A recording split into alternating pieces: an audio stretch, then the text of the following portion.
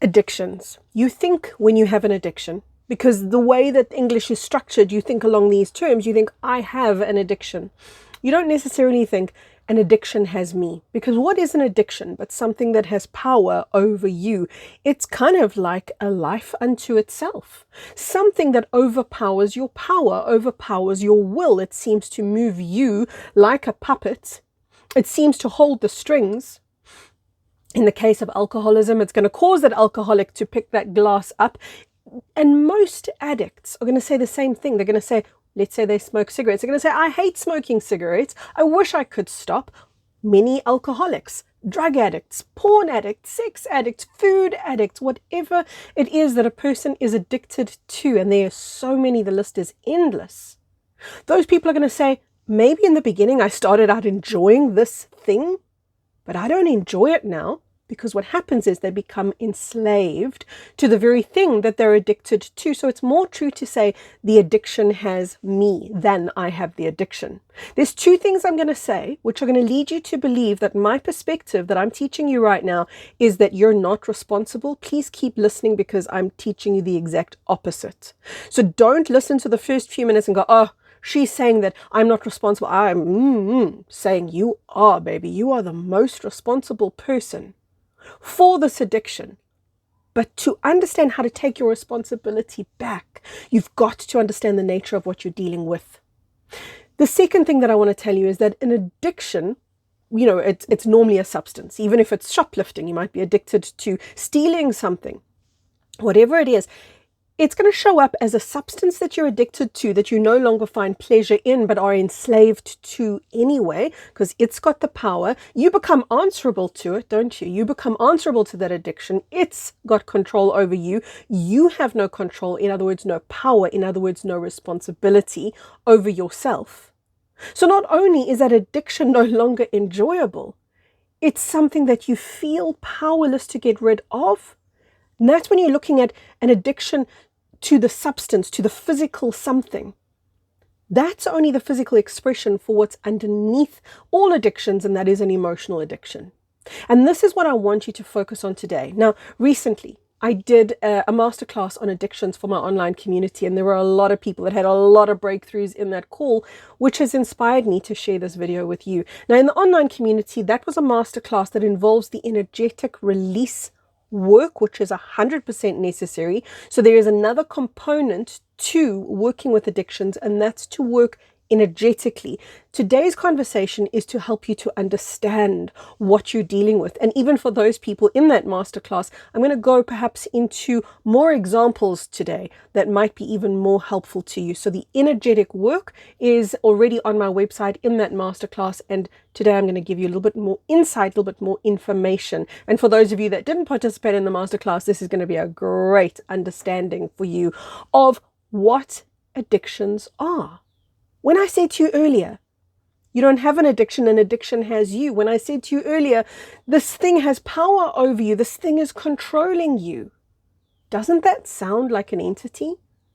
Doesn't that sound, if you would imagine a demon, if you would imagine an attachment, an entity, a succubus, whatever it might be, wouldn't you imagine that that's exactly how you would feel, powerless?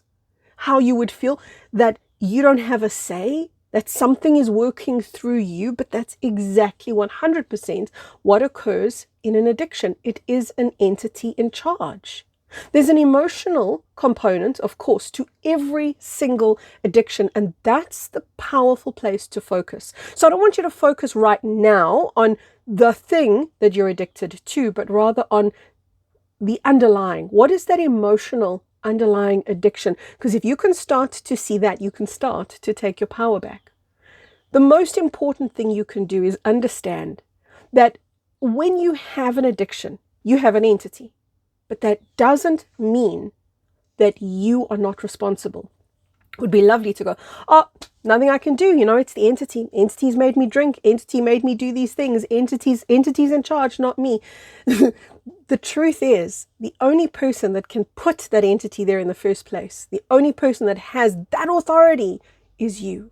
So there's a deal, there's a bargain, there's a negotiation that took place, not on the conscious level. Nobody does that on the conscious level, at least, well, some people do, but very few people on the conscious level will make a deal with the devil or a deal with darkness. Most people do this at a very deep emotional level when they feel overwhelmed, inadequate, in other words, incapable of doing something that requires them to be powerful or to be the power in their lives.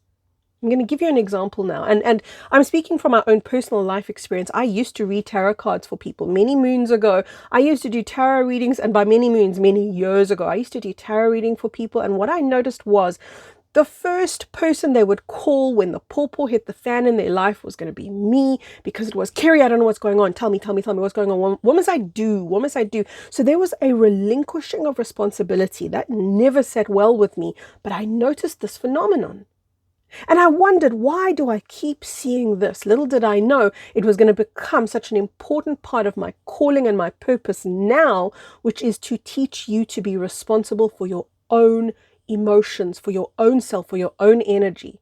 So to be clear, am I saying tarot readers are wrong? No, I'm simply saying don't let that be your first port of call, and don't give your power away. And if you think you're going to, which you probably will, with a tarot reader, you probably will. You're probably going to go into, and people still do it with me today. They still send me messages. What must I do in my relationship? What must I do with my bank account? What must I do with my whatever it is? What must I do with my feelings? What must I do with my depression? My job is not to give you the answers, but to lead you to you who has the answers, to that part of you that can be responsible for you. See, it's that moment where you relinquish responsibility, where you abdicate from your power, that you send out an invitation to the entity and you go, here's a lovely bed. Do you want to come lie in it? Because I don't. I don't feel like I'm capable. So entities come in at the point that you go out of power, at the point that you go out of personal responsibility, and you turn to somebody else. Does this mean then, and I really want to raise an important point here, does this mean then that you should just never ask for help? Does this mean that you're in life on your own and shouldn't be guided and should figure it all out blindly, stumbling, fumbling, falling? No, not at all. It means there's a whole different class of spiritual leader that needs to step up right now. And that is the person that can lead you, to your answers, to your point of power, not to theirs, not to somebody else's, because that is a one-way ticket to abdicating responsibility and inviting in entities. So the first step of working with addiction is seeing what the reward was. Because remember I said there's a deal with the devil, albeit that it took place at a silent, unspoken, unconscious level. There was a deal with darkness somewhere wherein you would have gotten a reward. And the reward never appears that way. And you're always going to feel like you got the raw end of the deal, because you honestly did. Because it was only a temporary illusion of relief that you sold that space in your energy field for, because that's what an entity does. It occupies space in your field that you now can't get into. There's a lot of people that say to me, I feel disembodied. I feel not present. We did a recent call. It's call number 120 in my live call library. That's for the online community, the Plasma Light Tribe. Call 120. Guys, go watch that call. And you're going to see a very brave, very powerful tribe member stand up there talking about her need for validation and how that became an invitation to an entity to occupy space that she then couldn't get into. The call is so powerful. To see somebody, you could literally see the lights coming on for her. You could literally see her taking her field back. You could literally see the relief and release going on in her body as that entity stepped out. And by the way, it was more of a relief for the entity, I think, than for her. Or I don't know, maybe it was equal relief on both sides. Nonetheless, this level of work is taking place on the planet that you're on. What does that mean? It means it's possible for you as well. But there are prerequisites, like you stepping into the responsible seat that you've never sat in before. There is this propensity and this tendency that has been bred into humanity, because it's what the false matrix was comprised of, which was disempowering these God beings. Humanity, we are God beings, disempowered, floundering, bumbling, fumbling as these mortal, fallible things, which is an illusion. The truth is that you are sheer, absolute, and utter divinity. That's the truth. But to return to that truth means breaking the bonds and the bondage that held you in the false matrix. And one of them was the reward, the payoff that you would have gotten, albeit the illusion of a reward, the illusion of a payoff for staying in a certain place. Now, I want to give you some examples today.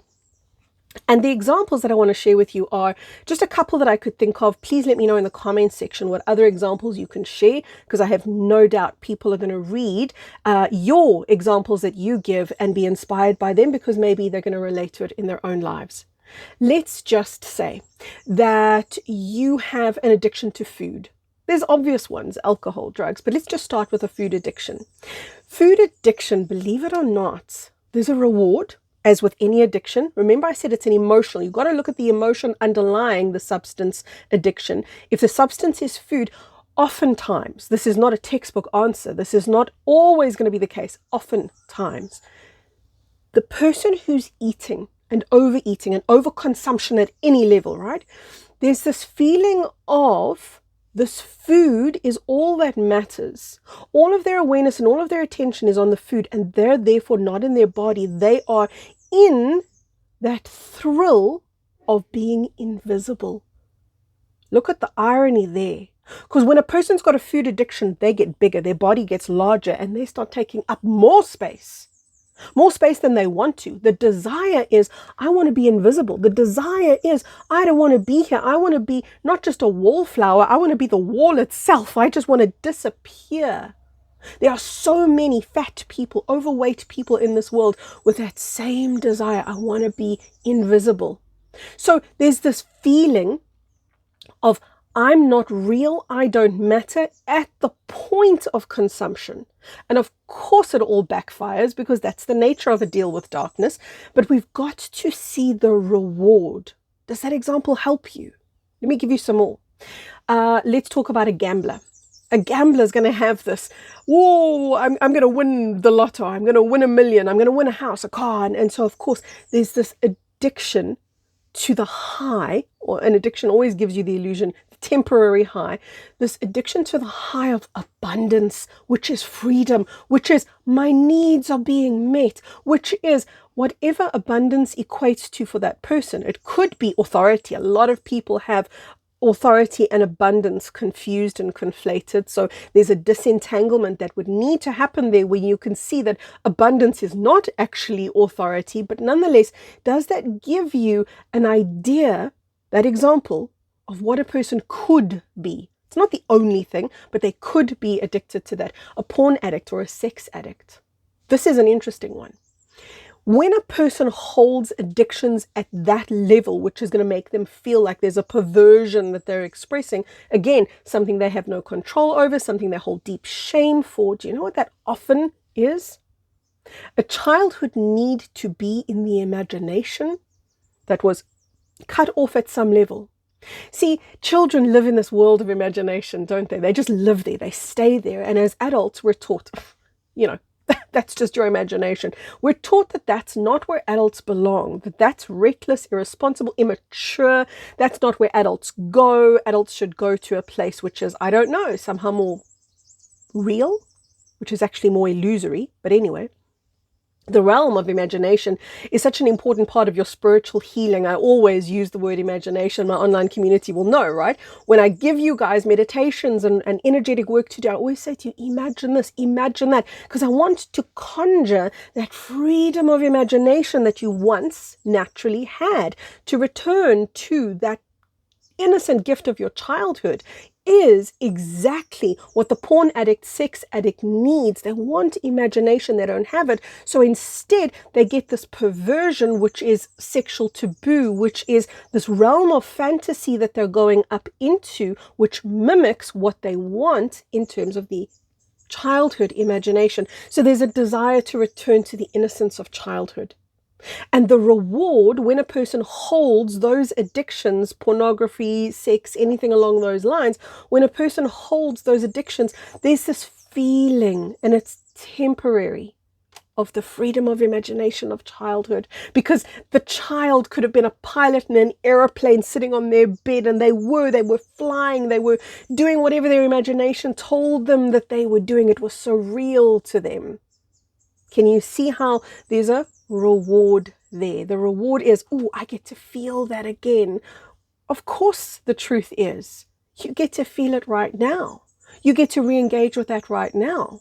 You don't have to hold any of those addictions to know that your imagination should be revived, should be utilized. It's a portal of creativity. Such an important field. A carb addict, this is a good one. Someone who's addicted to carbs, breads, pastas, any biscuits, anything baked goods, anything that's a carb. I get a lot of people that say, I can't get enough bread. What's that about? Think about bread. It gives you a heaviness. It gives you a feeling of substance. It gives you a feeling of, I'm here in my body. And when you have a lot of entities in your body, you're not in your body. So you want to be, you wish to be, but oftentimes carbs gives you that illusion of fullness. That's the reward. Remember that every single one of these addictions includes a relinquishing of space in your field, therefore a relinquishing of responsibility at some level, right? The alcoholic, the drug addict, similar in the sense that they very often have a desire, a great desire for social acceptance, a great desire to be confident, to be seen, also to be free. Many of these addictions have got that interwoven into them. There's this feeling of, I'm in a prison, and when I have this addictive substance, I am free. And the truth is, the false matrix is exactly a prison. And there is something in all of you that knows that and desires for freedom. But it's not in the substance or the underlying emotional addiction. So those few examples that I gave you, remember, you could be addicted to validation. That was the one that we dealt with in our call 120. You could be addicted to being in love. And then you'll end up chasing love. And that's an obvious one. The reward is, oh, finally somebody loves me. And what is it that you've given up? That's even more important than seeing the reward. What is it that you gave up? And in that example of the person who's addicted to love, they gave up loving themselves because they believed that their love wasn't big enough, wasn't good enough, and somebody else's love was going to heal them, but their love was somehow incapable of doing that. So have a look at the reward, have a look at the thing that you gave up so that you can start to see. Now, I don't want you to get too analytical, but I just want you to see. That's all. Please don't make this an analytical exercise, because if you do, you're going to derail and go exactly where I don't want you to go. I want you to go into the feeling. Just, if you do that one thing, you have a feeling that you can't name, but it's a very real connection, then you're doing way, way more than anyone could ask of you. Now, I want to give you some steps to healing. How do you heal addictions? I'm going to give you four clues here. The first one is you've got to let go of the past. You've got to learn to let go of the past. And this is such a big trigger because humanity has no idea who they are as individuals. Because that's exactly what the false matrix wanted, was never to have a sense of individual identity. And that's where all of the illusion came in. So we over-identified with everything external and not with ourselves. It's the equivalent of standing in front of the mirror, seeing the reflection in the mirror, saying, that's me, instead of, no, this is me, the person in front of the mirror. We became obsessed with the image of self, which is another way of saying that the events, the situations, and the circumstances of our life, think of that as the movie of your life. That's what you got connected to. That's what you relate to. That's how you identify as. That's what you see yourself as, instead of the person who made the movie, the person who made all of those things happen. So there's a missing sense of self. So if you were to ask me, how do I let go of the past? By gaining a sense of solidity within self, by getting into your body. Pretty much every meditation that I ever done will get you there. That's the most important starting ground. How do you let go of the past, get into the now? How do you get into the now, get into your body? Oftentimes, remember, there's entities in the way, making that much harder than your head, because your head will say, well, that's an easy thing to do, get into my body. Remember, that's not always as easy as it sounds, and it's going to require practice. Forgiveness and non-judgment. There's a component to forgiveness and non-judgment, though. So point number 2, how do you get over addictions? Let go of the past, number 1. Number 2, forgiveness and non-judgment, which means acceptance. And this acceptance is where you look at, and it's kind of like a cold, harsh, stark view of what you're dealing with, of what's gone on in your life, in such a way that you can just see it. Without blame, without condemnation, without judgment, just get very real with what's going on and go, that's what's happened, that's what's transpired, that's what's taken place. This is where I am. That's what acceptance starts out as. It then moves into compassion. It then blossoms into forgiveness, right? So these things all are interlinked: acceptance, forgiveness, compassion. That's all point number 2. These are all things that you've got to work towards. For those of you that want to work with forgiveness, there is an online course in my shop. It's called Beyond Forgiveness. I think it's a 6-week course, something along those lines. It doesn't matter what you do. It matters that you make that a very big focus in your life. And of that focus, the acceptance part is the most important. The forgiveness doesn't work without acceptance. Point number 3. Responsibility. Responsibility is the restoration of your power. And if you do step number 1 and you take step number 2 that I've just shared with you, and especially that part of step number 2 where I said to you, it's kind of like you've stepped into that stark reality and you're looking at your life, kind of like you can see yourself for the first time. You've taken the blinkers off. That's you beginning to step into responsibility. The moment you apply judgment, by the way, and blame, by the way, and shame, by the way, you've derailed again. This is learning the art of being able to see what is from a much more neutral place, from a state of acceptance, from a state of, wow. It's not good, it's not bad, but this is what is. That's you returning to responsibility, because now that you're responsible, now you can make change. Now you can implement your will. Now your will is actually going to mean something. That's why so many people say, I keep trying to get over my addiction. I keep trying, but I keep coming back to it. That addiction will own you until you are responsible. And getting responsible doesn't happen by somebody saying to you, be responsible. Each one of the steps that I'm giving you is a journey, is a mastery. Step number 4, point number 4 in learning to let go of addictions is you must work energetically. You cannot work at the level of substance and say, I'm going to let go of this, whatever it is, this thing, be it drugs, alcohol, shoplifting, food, doesn't matter. Whatever the addiction, some people are addicted to gym, to working out. Whatever it is that you feel you can't live without lands up owning you, you've got to take yourself back from all of those places. But to do that, point number 4, you've got to work energetically. Don't work with the substance only, right? So for example, in that analogy or that example I gave you earlier, you're addicted to gym. It's not about, okay, so now I'm not going to go to gym. It's about, how do I work energetically to see what to feel, not to analyze. I got to feel what my reward was that made me do this in the first place, what I gave up, what was that deal with darkness, so to speak. I've got to start feeling into that so that I can regain myself, regain my power. Go watch Call 120. I cannot tell you how powerful that call was. Again, it's in the Plasma Live Call Library for online community members. You can join on Patreon. You can join on my website, kerryk.net. Go and do that. If you want to work at that energetic level with me, you can work with yourself. You can work with your aunt, your uncle, your granny, your next door neighbor, the birds in the garden. It just doesn't matter. But you must work at that energetic level where you start feeling stuff through the body so that you can discharge it through the body, so that you can re-embody your power. From my heart all the way into yours. I hope you feel it. Lots of love, everyone. Bye-bye for now.